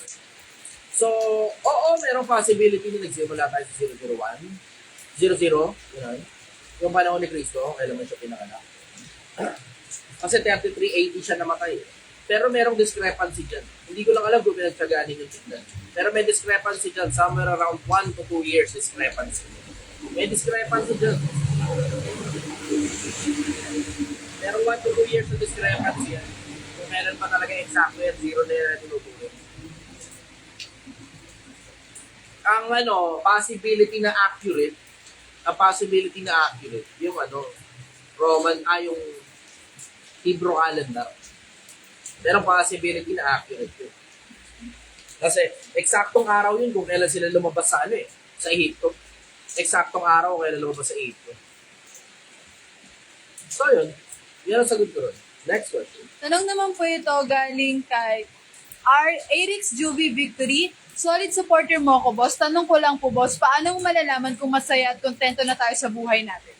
Hindi kasi ako dun sa konsepto ng hindi ako dun sa konsepto na parang eto ang emotions, eto magdidikta sa akin kung masaya ba ako o hindi. Hindi ako ganun. Maraming tao ganyan. Yung emotion nila, kinokontrol sila. Hindi sila ang kumokontrol sa emosyon nila. Hindi ako mahilig dun sa ganung konsepto na nagpapakontrol ako sa emosyon. Hindi talaga eh. I am in charge of my emotions. Na merong mga pagkakataon, yung emotion nagta-take over. Pero sobrang bihira lang. In major cases, ako ang in charge ng emotion ko. Kung ano eksakto yung emotion na kailangan kong ipakita dun sa panahon na yun na inilalabas ko. Yun ang sagot ko ron. Kailan mo malalaman kung masaya ka? Ako ang gumagawa ng sarili kong kaligayahan. Yung kaligayahan ko nanggagaling sa purpose. If I am serving my purpose, then I am happy as well. Kasi dun sa purpose ko, nakakakuha ako ng hindi birong dami ng validation galing sa, hindi lang sa mga tao, galing sa sarili ko. Merong mga achievements, ako personal, na ikinuturing ko na achievements, katulad ng mga comment ninyo kapag kasi sinasabi nyo nagbabago buhay nyo. Yan ang achievements ko eh. Ako lang sa sarili ko, yung nagko-consider niya na achievement para sa akin yan. Hindi yan kinoconsider ng ibang mga tao na achievement para sa mga sarili nila. O baka merong iba sa kanila, kinoconsider nila, personal na achievement nila sa achievement nila sa sarili nila yun. Pero ako, yung achievement ng ibang tao na natulungan ko galing sa mga bagay na pinaglalabas ko sa internet, yung mga yun, na achievement nila, kinagradit ko sa sarili ko. Dahil doon, kaya ako masaya. Hindi dahil sa spike of dopamine, hindi sa spike of oxytocin, hindi sa spike of chemicals, at hindi ako nagpapakontrol sa emosyon ko. So it doesn't matter na kung ano pa yung immediate na emosyon ko dun sa pagkakataon na yun na tinalong mo ko, ang isasagot ko pa rin sa'yo, yung overall, masaya ako. Bakit? Kasi yung overall yung nagmamatter, hindi yung immediate na spike. Na, okay, sige, ano ngayon, saan ang gagaling ang sa'yo mo? Bagong jowa. O tapos ngayon, pag lumuma na yung jowa mo, maasim na kayo ng buhay. O pag nag-iwalay kayo, maasim na kayo ng buhay, di ka na masaya. Ako, hindi na importante kung bagong jowa, o lumang jowa, o blablan jowa, walang jowa, it doesn't matter. Ang bottom line sa akin, simple. Hindi dyan nanggagaling yung kaligayahan ko. Ang kaligayahan ko nanggagaling sa purpose ko, na nasuserve ko. Naggabi-gabi, nakalive ako, may mga tao nagtatanong sa akin, nasasagot ko yung mga tanong nila. May mga tao pumupunta rito, nakikipagkwentuhan ako, yung mga tanong nila sa isip nila, nasasagot, o sila mismo nagsasabi na resolve yung mga problema nila. Dahil doon sa mga tanong nila, nasagot sa isip nila dahil sa pagsagot. Yun ang pinanggagalingan sa akin ng fulfillment. Yun ang pinanggagalingan sa akin ng happiness. Yun din yung pinanggagalingan ng spike ng dopamine. Joy. Yun ang sagot ko. Next question. Tanong naman po ito galing kay Ron Ramdom. Hi ma'am, hi Sir Chi. Opinion mo po sa lumalaganap na online gambling addiction, scatter na yan sa Pilipinas. Alam mo, it is starting to be a pandemic. Hindi na mapigilan ng mga tao eh. Tangina, kapag yung mga influencer mo, na minsan panahon nang i-influensya ng mga bata na maglaro ng online games, ngayon, nag-i-influensya na ng mga bata na magsugal, putang ina, you have a problem. You have a problem, Philippines. May problema ka. Sa akin, straight, tangina, magkaroon dapat ng mga batas tungkol dyan na hindi dapat, diretso, hindi dapat ipinopromote yan sa social media. Yung gambling in general. Siyempre, di naman ako senador eh. Tapos alam ko, marami ako makakabangga pag nagsenador ako. Kaya nga hindi ako nagsesenador. Diba? That will be the end of my life, sigurado. Bakit? Napakayayaman yung mga online gambling na yan eh. Papayag ba naman sila buhay ako tapos ako yung nagsusulong nun? Siyempre, magbabayad sila ng iba pang mga politiko kung di nila ako kayang patayin. Magbabayad sila ng iba, kung hindi ninyo alam, bayad ang mga politiko. Although hindi lahat, pero maraming tumatanggap ng pera. Siyempre, may magsasabi dyan, hindi ka, mababawasan yung tax. Bakit? Kasi mababawasan yung kumikitang mga online gambling, online casino. Pag hindi pinromote sa social media, tangina, mas importante pa sa'yo yung tax kaysa sa kinabukasan ng susunod na lahi mo na putang ina tuyo na ang utak kakasugal. You will not have a fucking country in the next coming generations. Sira na ang utak ng kabataan mo eh. Mas importante pa sa'yo yung tax ngayon. Bakit? Ibubulsa mo kasi yung putang inang tax o may nagbayad sa'yo na putang inang politiko. Yun ang dahilan. Pagkaganid mo kasi yan. Hindi mo na kinoconsider na yung susunod na lahi mo, putang ina, tuyo ang utak, tuyo ang bulsa. Adik sa sugal. Tang ina nyo. Utang ina nyong mga hayop kayong politiko. Magtataka ka sa dinami-dami ng mga putang inang manggagawa ng batas. Hindi mapigilan ng putang inang pagpopromote ng sugal sa internet. Magtataka ka, ang dami nyong manggagawa ng batas, putang ina nyo, walang kahit isang gumagawa ng tungkol dyan. Tang ina. Ang dami yung manggagawa ng batas, hindi maaprubahan yan. Tangina. Ang dami yung manggagawa ng batas, hindi masuwato mga putang inang online na nagpo-promote ng sugal sa mga bata, putang ina nyo. Tangina yung mga politiko kayo, putang ina nyo talaga. Pag nagkita-kita tayo sa impyerno, putang ina, hindi nyo ako kaya, putang ina diretso. Hindi nyo ako mapapatay doon. Magsusuntukan tayo hanggang sa walang hanggan, mga hayop kayo. Tang-ina nyo. Tang-ina nyo talaga. Minsan hindi mo alam kung gaano karaming kabataan na nagpakamatay dyan. Hindi mo alam kung gaano karaming matatanda ang nalulung dyan na pinasabog yung mga ulo nila.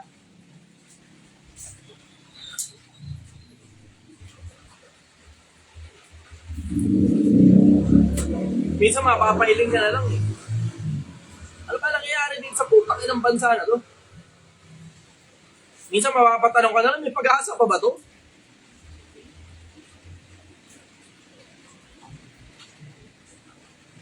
Kaya nga, sinugba ko na lang yung sarili eh.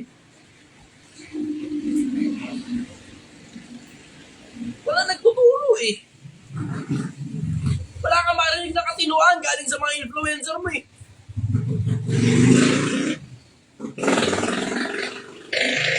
Hindi ko naman dapat ginagawa ito sa kalsada eh. Yung hirap dito, yung puyat dito, yung pagod dito. Credibility ko nasisira. Nagtitinda ako ng sinigang sa kalsada. Hindi ko naman dapat ginagawa ito eh.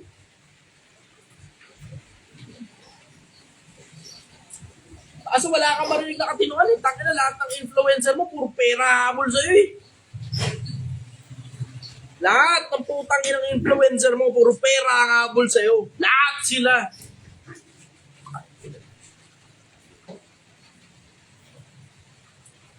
Saan mapapailig na lang. Ang ina, pati yung mga legit na kilala kong mga influencer ng business. Kaya nyo pinipilit na pag negosyo, basta kukunin nyo yung pera nila, training nyo sila para magkunyaring negosyante.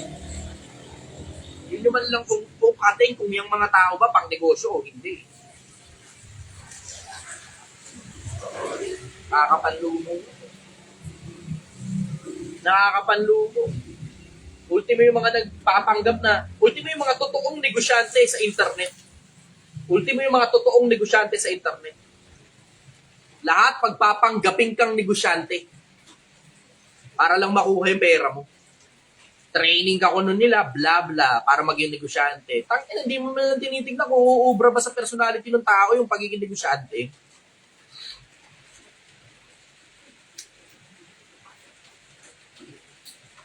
Kaya nga, paulit-ulit ako sa inyo eh, di ba? Hindi lahat ng tao pang negosyo. Hindi lahat ng tao pang negosyo. May mga tao pang empleyado talaga habang buhay. At walang masama doon. Basta tumatrabaho ka, tinatalinuhan mo, nag-iipon ka. Walang masama sa pagiging empleyado habang buhay. Pero ang mahirap, yung tangin ng mga influencer na to, puta, kinukumbinsin lahat. Lahat na lang ng masalunga nila. Kinukumbinsing maging businessman. Para saan? Para saan? Para sa mga online course nila, para mabentahan nilang putang inang online course. Bahala ka na kung gagana sa'yo o hindi, basta nasa akin ang pera mo. Tangin ng mga tao. Walang delicatesse. Tangin na kahit si Satanas mag-sign up sa course nila, papayag yung mga yan. Ganyan ka-demonyo yung ibang mga negosyante. Ganyan ka-demonyo yung ibang mga negosyante. Kahit si Satanas mag-sign up sa course nila, tatanggapin nila yung pera.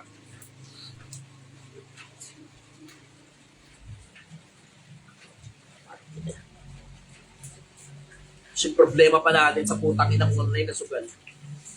Alam mo, hindi na ako nagtataka, susunod ka, pati drugs. Bibenta na rin sa internet. Oo, binabene-benta na ngayon sa internet. Meron ako nakikitang mga bentahan ng mga putang inang marijuana dyan. Meron talaga.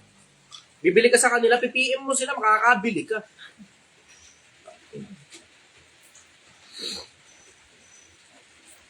Kahit bata, makakabili dyan sa mga yan. Walang control. Wala na talagang control. Wala na. Eh ako, nagpipilit lang naman eh. As much as sila nagbabaka sakaling may bumili sa kanila, ako naman nagpipilit baka sakaling may sumabay. Buti na nga lang kamo, marami-rami pala yung mga taong interesado magbagong buhay. Buti na lang talaga. Otherwise, tangina sayang yung putang inang oras ko sa kalsada. This is a fucking waste of life. Waste of time na magbenta ng sinigang hindi naman tayo. Hindi mo pinagkakakitaan ito. Kumikita, oo. Pero tangina, lit ng kita rito. Diretso, lit ng kita rito. Food business in general, ang lit talaga.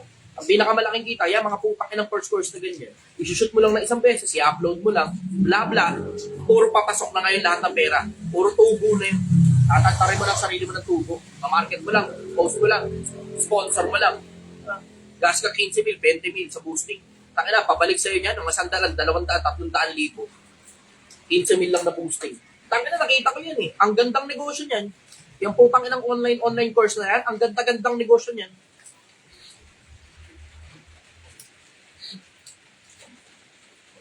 Lahat na lang.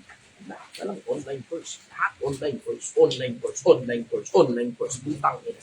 Lahat kayo, kanya-kanyang direksyon. Mga gago kayo. Lahat, kanya-kanyang direksyon. Online course. Lahat sila, kanya-kanyang gawaan ng online course nila eh. Lahat sila, kanya-kanyang gawaan.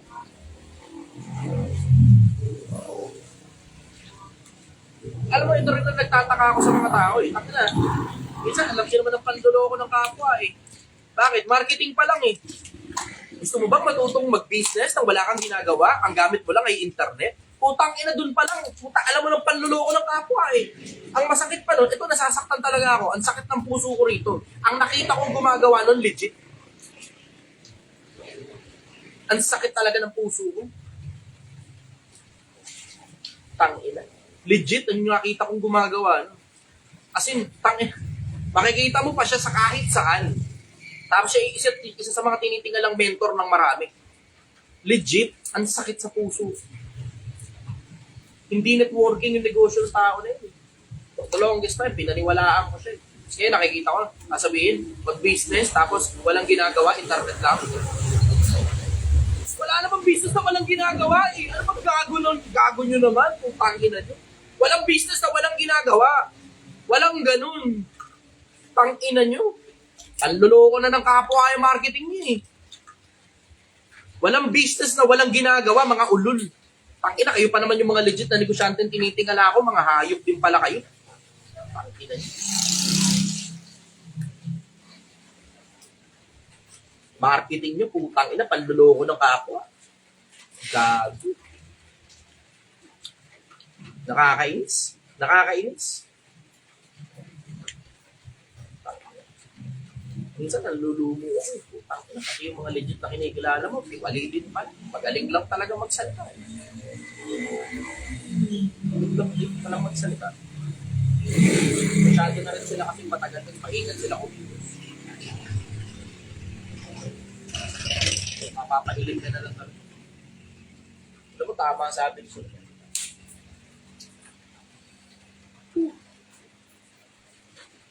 Alam mo, meron isa sa mga pinakamalalaking swerte ko ngayon sa buhay. Yung nakita ko na kasi talaga kung ano itsura ng masamang pera. Yun talaga isa sa mga pinakamalalaking swerte ko sa buhay. Nakita ko na, natikman ko na kung anong lasa ng masamang pera. Nakaka-addict talaga. Tapos dahil nagawa ko na lahat ng mga bagay na kagaguhan na maiisip mo sa mundo, ngayon nakikita ko ng malinaw kung alin-alin yung mga gagong tao na magaling talagang pumilos, kaya hindi nyo nahahalata. Pero ang kitang-kita ng mata ko. Marketing mo, kung bebenta ka online course, gusto mo bang kumita sa bahay nang walang ginagawa, gamit lang yung internet? Tangina. So meron palang negosyong walang ginagawa, putang ina. Kahit pa sabihin mong pera yung gamit mo, stocks yan, stocks, may ginawa ka pa rin eh. You did your research. Pero walang ginagawa, putang ina naman. Nakakapanlumo kayo. Nakakapanlumo kayo. Okay, next question. Tanong po ito ni Mark Dragon Marcos. Idol, paano masisiwata ang droga sa isang bansa na kahit Amerika na isa sa pinakamagaling at hindi magawa? Salamat, Idol, sa pagsagot. Hindi ko alam. Kasi gusto mo ng diretso. Ito kasi, ang hirap kasi magsalita sa inyo. Ang hirap magsalita kasi masyadong maraming taong involved eh. Alam mo, there is such a thing. Ako na mag-expose na to, sige. There is such a thing. Sige, expose ko na lang ito. Hindi ko papakalanan. Akin muna attention mo, Philippines. I will give you something big.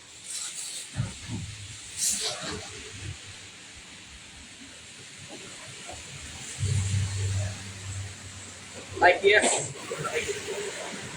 Akin muna attention.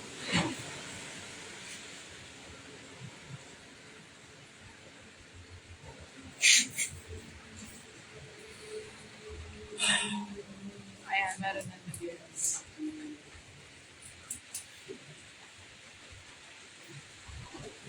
Pin-formulate ko pa sa isip ko so I don't get in trouble. Kasi, as much as gusto kong mapatay, ayoko namang lumabas na nagpakamatay ako. Ayoko lumabas na doon. So just so you know, in case, na meron lumabas na balita na nagpakamatay ako, hindi totoo yun. Hindi totoo yun. That will never be true. Never. Never na magpapakamatay. That will never be true. Ito. There is such a thing as functioning addict. Functioning addict. Ano ang konsepto? Ang konsepto ng functioning addict, hindi halata, pero hindi na nila matigilan. Nagagawa pa rin nila yung mga functions nila kahit addict sila at hindi halata. Kaya nga tinawag na functioning addict.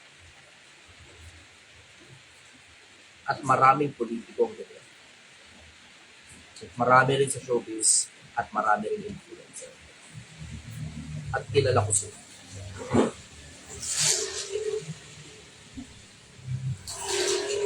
So, paano mo masusuwa to? Eh, lahat ng mga nasa pinakaibabaw eh. Di ba? Sa sobrang dami nila, paano mo masusuwa to? Eh, kahit yung huling presidente, nagkapatayan na sa kalsada, nagkapatayan pa ng mga malalaking isda eh. Di ba si Kerwin Espinosa, mayor ng Abuera Leyte, nagkapatayan kahit ng malalaking isda, hindi pa rin nasuwato. Bakit? Tangin na yung skill eh. Meron sa Kongreso, meron sa Malacanang, meron sa ito, meron sa ganyan, meron sa showbiz, meron sa influencer. Tangin na malalaking tao eh. Ano mo masusuwato? Diba? At anong alternative mo dun sa mga functioning addict? Pag tumigil yung mga yan, tangin na mag-go through ng withdrawal syndrome yan. Mahahalata mo ngayon, so hindi sila makakatigil. Eh ako puta, kung di nyo napansin, diba? Naglalaway ako ng mga nakaraan, dura ako ng dura eh. Bakit? Nag-iossi ako eh. Diba? Alam mong nag-go through ako ng withdrawal, nag-iossi ako, naglalaway yung bibig ko sa mahabang panahon. So ngayon, nakikita nyo, 20 days na, nagdura ako ng dura. 24 days, dura ako ng dura. Bakit? Tumigil ako ng pag-iossi, so nag-go through talaga ako ng withdrawal. Yung bibig ko naglalaway pag kailangan ng nikotina ng katawan ko. Kasi kailangan na ng katawan ko yun. Eh, ganun din naman yung mga functioning addicts na yan. Mahahalataan nyo kapag tumigil yung mga yan. Mahahalataan nyo. Ang dami nila. Alam nyo lang. Kung alam nyo lang talaga yung alam ng utak. Hindi na matatanggal yun. Gusto mo ng konsepto? Ito, simple. Kung meron mang isa pang katulad ni Duterte, ang magagawa lang din nun, katulad lang din ng kay Duterte. Mababawasan yung mga krimen na nagagawa nila at yung mga tao na nasa laylayan.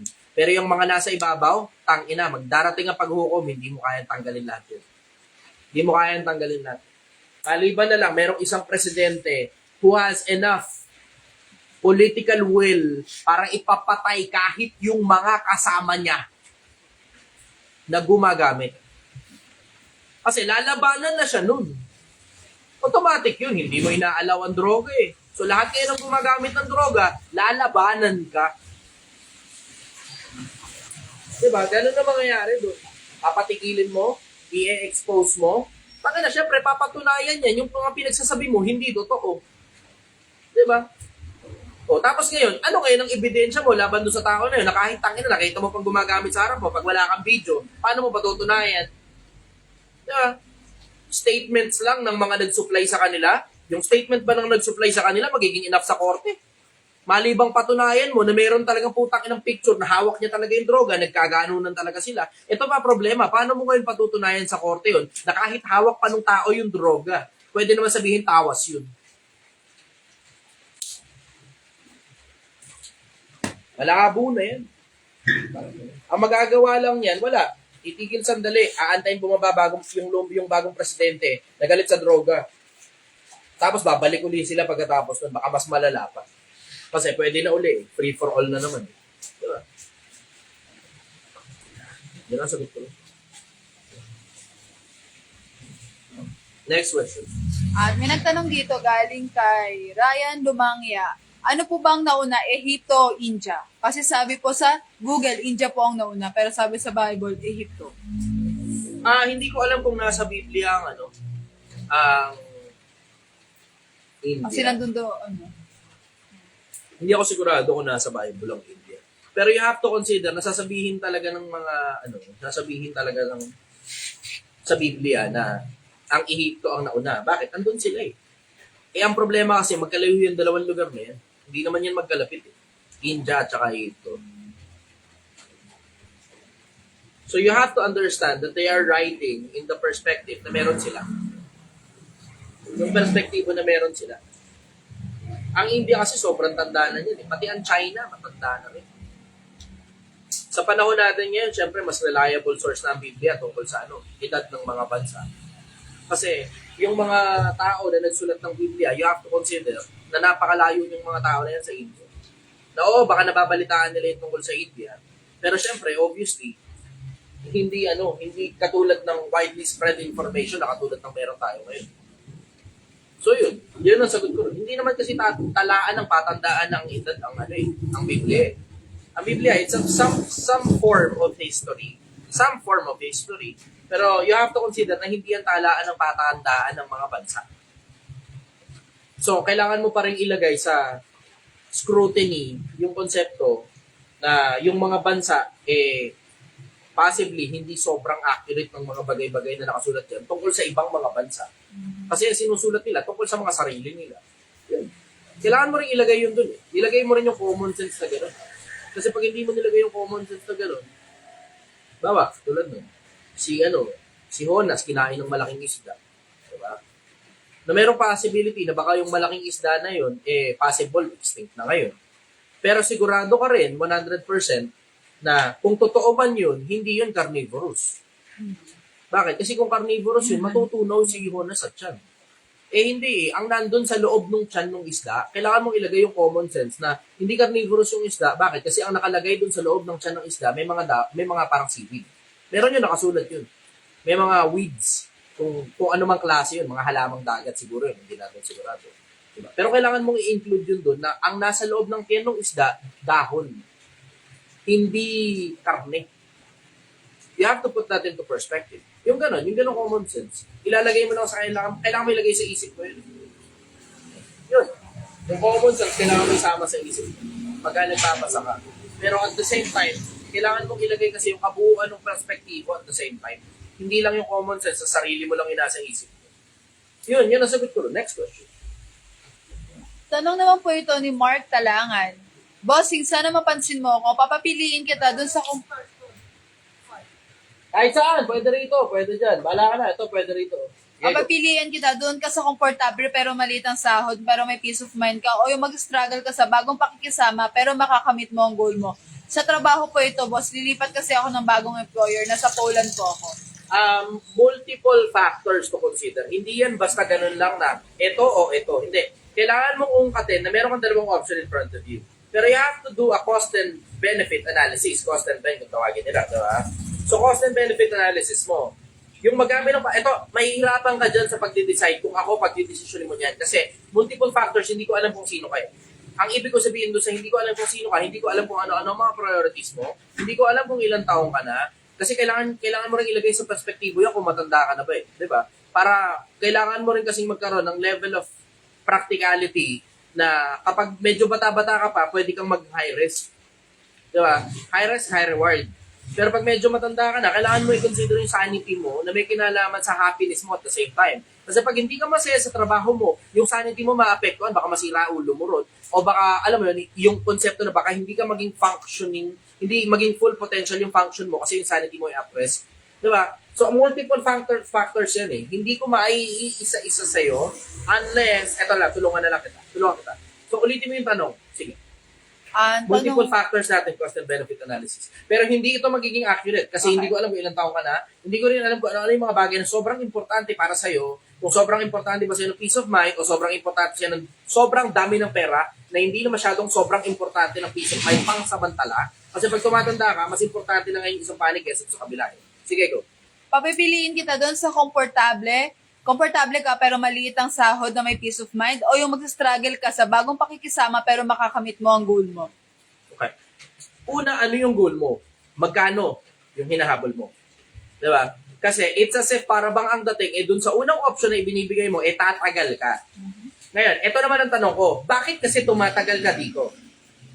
Sa pagkuha mo ng goal mo dito. Kailangan mo rin at the same time, you have to have enough practicality kung bakit tumatagal ka rito sa pagkuha mo ng goal mo dito. Kasi kung nasa Poland ka na rin lang naman, tangin ang laki ng sweldo dyan. Diba? Lilipat ka pa sa kabilang bansa na mas malaki ang sweldo, pero masasakit ang merong possibility na mas sumakit ang ulo mo dito. Diba? At the same time, itong isa na kailangan mong i-consider na, okay, tumatagal ako sa pag-abot ko ng pangarap ko. Malaki naman ang sweldo ko rito. Bakit tumatagal? Kahit malaki naman ang sweldo. Baka nagbibigay ng pera sa kung kani-kanino. O nagpapautang sa kung kani-kanino. Kasi sa Poland, at the same time, mataas ang cost of living. Pero based sa mga taong natanong ko, na mga nasa Poland din, na marami na rin naman ako nakausap ng mga taong nandiyan sa bansa na yan, majority ng mga Pilipino dyan, hindi talaga maluho sa personal nila. Merong iba na konti lang silang maluho sa personal. Pero ang general majority ng nasa Poland, nasa Amerika, nasa Europe, nasa Middle East, hindi mga tao maluluho ang majority. Pero there are some exceptions to the rule. Diba? Na ang majority, hindi maluho, pero may mga ibang maluho. Hindi ko alam kung gaano kakaluho.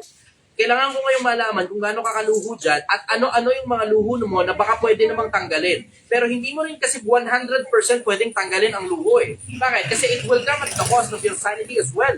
Tangin na, trabaho ka ng trabaho, ang dami mo ng pera, pero tangin na, hindi mo mapakinabangan yung pera mo, nanlulumo ka ngayon kasi hindi mo makita yung pinaghirapan mo. Na lumalaki lang yung bank account mo, pero hindi mo makita on the physical aspect. Diba? Kailangan mo rin isama sa sistema yun. Ngayon, check mo. Dalawang bagay, di ba? I-check mo, ito muna, kasi komportable ka na rito eh. Technically, ginawa mo ng comfort zone ito eh. Baka naman kasi sa comfort zone mo, baka hindi mo na kailangan lumabas. Kasi baka mapunta ka sa isang uncomfortable na situation that it will cost you your sanity, tapos tumawid ka na ng boundary, hindi ka na ngayon makabalik dun sa una.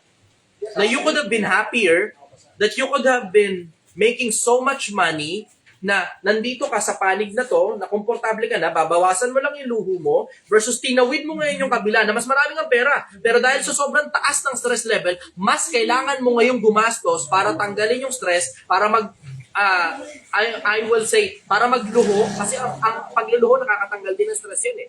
Diba? Pero kailangan mo ring balansihin kasi yung magkabilang panig na, oo, nagluluho ka, pero hindi enough yung luho mo para ubusin lahat ng pera mo, o hindi enough yung luho mo para pabagalin ka papunta dun sa kung ano man yung inaabot mo. Di ba? Yun yung kailangan mo ngayong mga bagay na i-consider, na meron bang may sakit sa inyo sa pamilya kaya kailangan mo ng mas maraming pera, o ang hinahabol mo lang na goal bahay, kotse, at saka pera. Kasi yun ang karamihan ng mga Pilipino eh. Kung di nyo napapansin, ang karamihan ng mga Pilipino, ang hinahabol nila na goal kuno, bahay, pera, kotse. Tapos, ito pa problema, hindi magkaintindihan sa pera. Hindi na magkaintindihan sa kung ano bang kotse. Hindi na magkaintindihan sa kung ano bang bahay, gaano ba kalaki ang putang ng bahay na hinahabol mo. Kasi pag nagkaroon na sila ng pera, nakabili sila ng kotse, nakabili sila ng bahay, bumibili ng iba pang mga bahay. Bumibili ng iba pang mga kotse. Nagpaparami pa ng pera. Tapos hindi na ngayon magkaintindihan, habang buhay na lang silang paikot-ikot dun sa pakiramdam nila, lacking pa rin sila, nagkukulang pa rin sila sa pera na ipambibili nila ng bagong kotse without considering na yung bagong kotse, kapritsyo na lang. Yung mga bagong bahay, mga kapritsyo na lang. Mga bagong businesses, oo, pwede mong maging kapritsyo ang business, na hindi naman na talaga nagmamatter, yung dami pa ng pera, nakikitain ng bagong business mo. Kasi nasusunog na ang kaluluwa mo, kaka-business mo. Nasusunog na yung mindset mo, kaka-business mo. Nasusunog na yung peace of mind mo sa dami ng problema ng putang inang mga bagong business at sa pinagbubuksan mo na kumikita. Pero it comes at the expense of your sanity. Hindi nyo kinoconsider yun. Na hindi pera ang pinaka-importanting bagay sa mundo. Hindi pera ang pinaka-importanting bagay sa mundo. Magkaintindihan muna, magkano ba talaga yung hinahabol mo na pag nakuha mo na yan, titigil ka na. And when I say ang titigil, hindi ay ibig sabihin, pipigilan mo yung sarili mo na kumita na ng pera, di ganun. Pero ibig ko sabihin, titigil ka na sa active income. Tapos ang gagawin mo, tuloy-tuloy na pumapasok sa iyo yung pera na yun, regular, na okay ka na ron, kahit umuwi ka na ng Pilipinas, papasok pa rin sa iyo yung pera na yun hanggang mamatay ka. Tapos gagawa ka na ng mabuti para sa sarili mo, para sa kaluluwa mo, para sa mga kapwa-tao mo, para sa bansa mo. Hindi magkaintindihan dyan sa magkano ba talaga yung hinahabol mo. Ang tawag nila dyan, point of abundance. Hindi magkaintindihan. Pero kung sana, inaalam nyo lang sana yung point of abundance, etong pera na to, pag pumapasok na sa akin ng tuloy-tuloy to, okay na ako tumigil sa mga mabibigat na trabaho, mga gusto ko na lang yung gagawin ko, tapos yung mga hindi ko gusto, babayad ako ng tao, sila gagawa no para sa akin, regardless if it's business or personal life. Hindi magkaintindihan eh. Pero if you will only think about that concept, kung iisipin mo lang sana yung konsepto na kailan ba ako titigil? Kasi everything, anything, too much is bad. Lahat ng sobra masama. Sobrang trabaho, masama sa katawan. Sobrang pera, iniibig mo na yung pera, pagkaganit na masama yan. Sobrang bahay, anong gagawin mo sa sobrang daming bahay? Sobrang negosyo, anong gagawin mo sa sobrang daming negosyo? Sobrang daming kotse, anong gagawin mo dyan? Nandun ako dumating ako sa ganung punto eh. Takinan, dami kong ganito. Ano magagawin ko rin sa mga to? Takinan, kumakain lang ng maintenance ng mga to. Diba? Yung mga kotse lalo na, tsaka mga motor, malalaki. Takinan, kumakain na ng pera eh. Binabantayan ko, siguraduhin hindi masisira kasi pag kinailangan ko, which is sa madalas na pagkakataon, sa loob ng isang taon, tangina halos 2-3 beses ko lang nagagamit. Minsan wala pa. Hanggang sa mag-aantay ka na lang talagang masira at mabulok. Pag worse, kapal ng fog ah. Ang sarap dito, lamig. Yung kapal ng fog. Worse. Yung nagbabayad ka na ng mga tao para lang i-maintain yung mga meron ka. Na lahat yun, puro kapritsyo na lang. Na-afford mo rin. Pero at the back of your mind, iniisip mo, baka ginagamit sa kapritsyo. At the back of your mind, iniisip mo, baka mabaka. At the back of your mind, baka masira kasi hindi ini-start. Baka bla bla. Ngayon, yun ngayon yung nabibigay sa'yo ng anxiety na hindi naman na kailangan. Diba? Alam mo, tama sabi sa Biblia eh. Yung mga mahihirap, nakakakain, nakakatulog ng payapa. Pero yung mga mayayaman, hindi makatulog ng payapa sa gabi. Tama sabi ng Biblia. Alamin mo kung magkano ba talaga hinahabol mo. Kasi kaya mo tinatanong sa akin yan, baka hindi mo rin kasi alam magkano ba talaga hinahabol mo. O baka alam mo eksakto kung ano hinahabol mo, hindi mo lang talaga magawa doon sa lumang trabaho mo. Kasi because of multiple factors. O baka kaya mong gawin yan sa bagong trabaho mo, pero it will come at the expense of your sanity. O baka bata ka pa, kaya mo talaga yun. Yung kabila, yun talaga eksakto yung kailangan mo para matapos mo na ng mabilis lahat ng hinahabol mo. Tapos makakabalik ka na sa bansa natin. O madadala mo na sa lupa. Hindi ko alam. Ikaw lang ang makakaisip nito.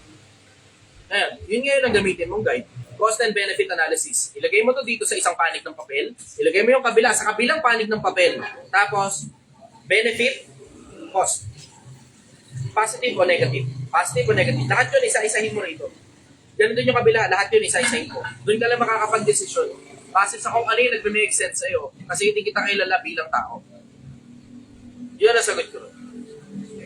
Magandang umaga sa iyong Pilipinas. Ang sarap-sarap ng panahon ngayon. Napakakapal ng fog dito at napakalamig na rin ang panahon. Sarap, grabe. Dito yung kapal ng fog din.